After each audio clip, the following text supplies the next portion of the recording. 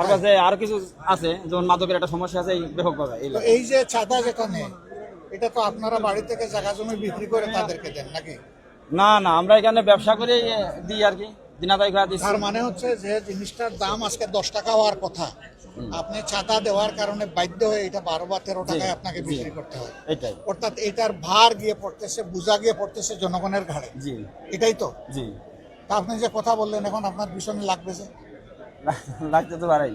লাগতে পারে। জি সাহস আছে। বাড়ি কোথায়? ইনশাআল্লাহ রাজবাড়ী জেলা। রাজবাড়ি। রাজকীয় মন। জি ইনশাল্লাহ আল্লাহ আপনাকে সাহায্য করেন। আমিন। কথাটা সত্য বলেছেন তো? জি জি। বাড়াইয়া তো বলেন নাই। সত্য কথা বলার জন্য আল্লাহ আপনার সাহস এবং শক্তি আরো বাড়াই দিন। আর আপনার কোনো সমস্যা হলে আমরা আপনার পাশে থাকবো, কারণ আমরা আসার কারণে এখানে আপনি কথা বলেছি, আমরা থাকবো আপনার সাথে।